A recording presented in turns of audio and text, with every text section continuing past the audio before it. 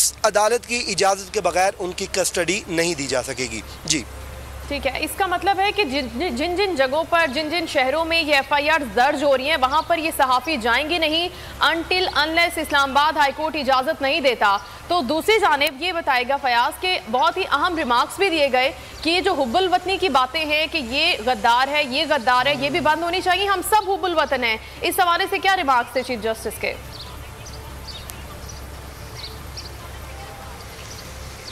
जी, chief justice अतर मिनल्ला ने इससे मुतल्लिक बड़ी अहम बात की है और उन्होंने कहा है कि ये खेल जो है वो ख़त्म होना चाहिए। उसकी वजह यह है कि माजी में तारीख भरी पड़ी है कि हमने ऐसे मुहिब्बे वतन लोगों को भी गद्दार करार दिया जिस पर हमें बाद में शर्मिंदगी उठाना पड़ी। तो ये जो गद्दारी के सर्टिफिकेट एक दूसरे को बांटने हमें बंद कर देने चाहिए। जबकि अदालत ने यह भी कहा कि जो कानून है उस पर अगर हम अमल दरामद को यकीनी बनाएंगे तो तब चीज़ें खुद ही ठीक हो जाएंगी। चीफ जस्टिस ने कहा कि सोशल मीडिया का ये मामला है और सोशल मीडिया पर कोई एडिटोरियल कंट्रोल तो है नहीं, जिस वजह से जो सहाफ़त से बात बहुत आगे निकल चुकी है। लेकिन हम सब ने ज़िम्मेदारी का मुजाहरा करना है और ज़िम्मेदारी का मुजाहरा करेंगे तो तभी पाकिस्तान आगे बढ़ेगा और ये जो गद्दारी के सर्टिफिकेट हैं ये हमें देना बंद होंगे, क्योंकि माजी में ऐसे वाक़यात हमने देखे हैं कि जिस पे बाद में शर्मिंदगी उठाना पड़ी। जी ठीक है, फयाज महमूद इस हवाले से हमें आगाह कर रहे हैं। फयाज ये भी बताइएगा, आज जितने भी एंकर पर्सन अदालत में पेश हुए थे या उनकी जानिब से पिटीशन दायर की गई थी, उनमें कौन कौन से एंकर पर्सन शामिल थे, और ये भी बताइएगा कि क्या इसी पिटीशन में दीगर लोग भी शामिल हो सकते हैं अगर उनको इस किस्म का कोई खतरा हो?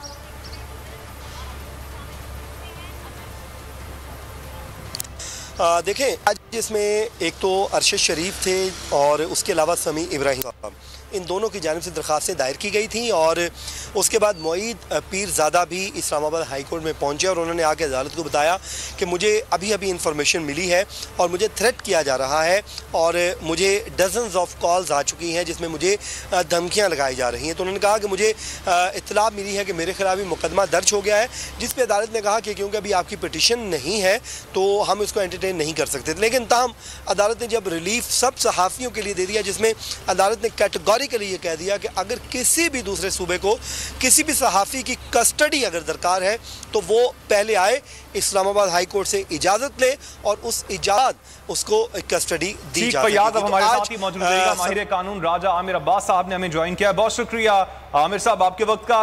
सर, हमने देखा है कि इस्लामाबाद हाई कोर्ट ने अब सहाफ़ियों को बगैर इजाज़त गिरफ्तारी से रोक दिया है, लेकिन साथ हम ये भी देखते हैं कि हिरासा भी किया जाता रहा है। इस हवाले से भी इकदाम हो सकते हैं? Chief justice Islamabad high court इस हवाले से भी क्या कुछ अहकाम दे सकते हैं?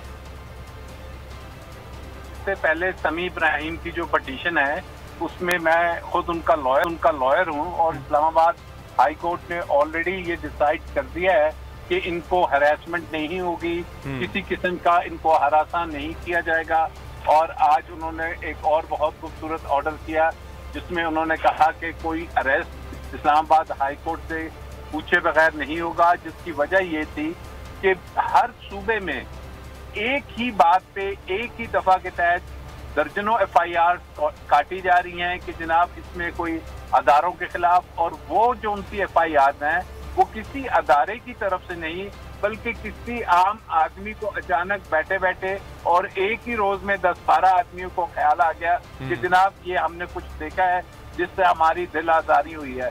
तो इन तमाम चीजों को मद्देनजर रखते हुए उन्होंने जो फेडरल सेक्रेटरी इंटीरियर है उनसे रिपोर्ट तलब की है कि जनाब ये बताइए ये कौन सी FIR है, किस सूबे में मुतलका जो IGs हैं और चीफ सेक्रेटरीज हैं उनसे चेक करें और अदालत को बताया जाए कि जनाब ये कितनी FIR और क्यों लॉन्च हो रही हैं। और जब तक ये रिकॉर्ड नहीं आता अगले मंडे तक किसी को भी गिरफ्तार नहीं किया जाएगा।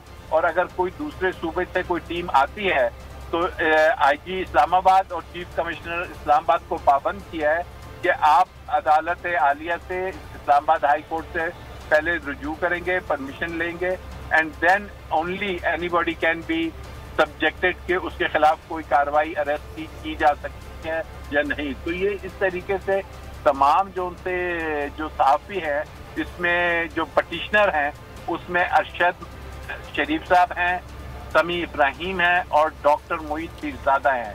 ये 3 पटिशनर्स आज इस्लामाबाद हाई कोर्ट के सामने पेश हुए थे और उसमें ये ऑर्डर्स पास हुए। अच्छा, तो राजा आमिर साहब, अवामुन नास के लिए बताइएगा कि जो हाई कोर्ट के जो ऑर्डर्स होते हैं वो मुल्क भर में लागू हो सकते हैं?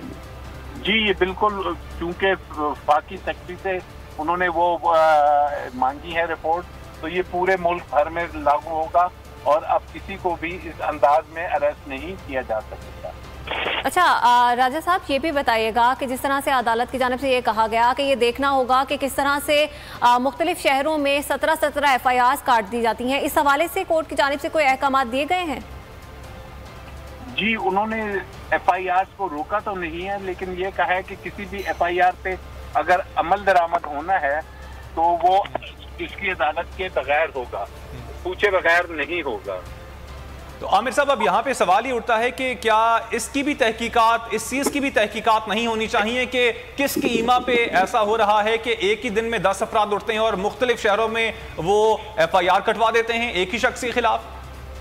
बिल्कुल, अब जब ये केस आगे चलेगा तो इन्हीं लाइंस पे पूछा जाएगा तमाम जो मुतलका IGs हैं कि जनाब ये किस बेसिस पे और किस ग्राउंड्स पे ये FIRs कट रही हैं और क्या वजूहात हैं।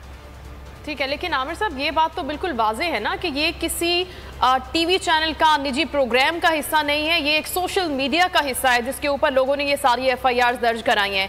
तो क्या ये जुमरे में आता है कि FIRs इस तरह से दर्ज हो सके, या फिर ये FIA के अंडर आता है, पीका ऑर्डिनेंस के अंदर आता है, ये क्या सारा मामला है? पीका ऑर्डिनेंस का तो ऑलरेडी अदालत हुक्म दे चुकी है कि पीका ऑर्डिनेंस के तहत ये आप ही के जो समी इब्राहिम साहब थे इनके केस में कि पीका ऑर्डिनेंस के तहत अगर किसी के खिलाफ कार्रवाई करनी है तो उसमें PFUJ से पहले पूछा जाएगा और उसके बाद किसी किस्म की कार्रवाई होगी। तो इस्लामाबाद हाई कोर्ट ने एक तरह से जो हमारे जर्नलिस्ट हैं उनको पूरी तरह से प्रोटेक्शन दे दी है। अब आमिर साहब, ये सवाल उठता है कि क्या ये FIR दर्ज हो भी सकती थी? देखिए, FIR तो दर्ज होती है तो उसका तरीका कार ये है कि क्वॉशमेंट लगेगी, उसको खत्म किया जाएगा। तो वो प्रोसेस आज तो पहली पेशी थी, अगली पेशियों पे यही बात अदालत के सामने लाई जाएगी और उस पर फैसला लिया जाएगा। अच्छा आमिर साहब, अब एक और चीज़, इससे पहले हम अजहर सिद्दीक साहब से बात कर रहे थे, वो कह रहे थे कि हुकूमत जो है वो ओछे हथकंडों पर उतर आई है और उनके लिए ये कोर्ट का ऑर्डर मैटर नहीं करता। इन केस क्या अगर गिरफ्तार करने की कोशिश की जाती है, हैरेसमेंट करने की कोशिश की जाती है, तो तौहीन अदालत किस पर लगेगी? तौहीन अदालत मुतलका जो ऑफिसर होगा, मुतलका जो IG होगा, उनके ऊपर लगेगी। ठीक है, इस हवाले से हमारे साथ मजीद बात करने के लिए मौजूद हैं PFUJ के सदर शहजादा जुल्फिकार साहब। बहुत शुक्रिया शहजादा जुल्फिकार। सबसे पहले तो आपको मुबारकबाद दूंगी इस्लामाबाद हाई कोर्ट के इस अहम फैसले के हवाले से।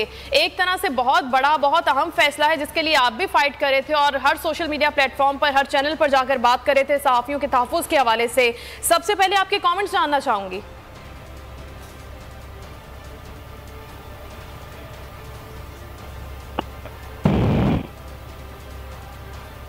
शहजादा जुल्फिकार साहब से भी राब्ता करेंगे और जानेंगे कि वो इस फैसले के हवाले से क्या कहते हैं। आज इस्लामाबाद हाई कोर्ट की जानिब से जो फैसला आया है सहाफ़ियों के हवाले से, जो FIRs मुल्क के मुख्तलिफ शहरों में दर्ज की जा रही थी और एक ही सहाफ़ी के खिलाफ एक ही दिन में मुख्तलिफ शहरों में 17 FIRs काटी जा रही थी। आज इस्लामाबाद हाई कोर्ट के चीफ जस्टिस अतर मिनल्ला ने बड़ा फैसला दिया है कि इस्लामाबाद हाई कोर्ट की इजाज़त के बगैर किसी भी सहाफ़ी को गिरफ्तार नहीं किया जा सकता। अगर किसी दूसरे सूबे को किसी सहाफ़ी की कस्टडी चाहिए तो उसे इजाज़त लेना होगी। शहजादा जुल्फिकार साहब, बहुत शुक्रिया ज्वाइन करने के लिए बोल को। आज के अहम फैसले के हवाले से आप क्या कहेंगे? देखिए, फैसला बहुत खुशाइंद है। हम यही समझते हैं कि अगर कोर्ट्स जो हैं रिलीफ आम आदमी को, सहाफ़ी को, एक शहरी को जो कॉन्स्टिट्यूशन में उसको तहफ़्फ़ुज़ दिया गया है, उस कॉन्स्टिट्यूशन के तहत अगर उसको कोई वायलेट करता है तो एक आम आदमी कहाँ जाएगा, सहाफ़ी कहाँ जाएगा? सहाफ़ी और आम आदमी जो है वो सबसे पहले जाएंगे कोर्ट जाएंगे और कोर्ट में रिलीफ लेगा। और आज हम समझते हैं कि ये हमारी भी जीत है और ये एक रूल ऑफ लॉ जिसको कहना चाहिए उसकी जीत है, सुपरमेसी ऑफ कॉन्स्टिट्यूशन की जीत है। कि कॉन्स्टिट्यूशन में जो राइट्स दिए गए हैं और सहाफ़ी जो है वो एटलीस्ट ये काफ़ी सहाफ़ी के लिए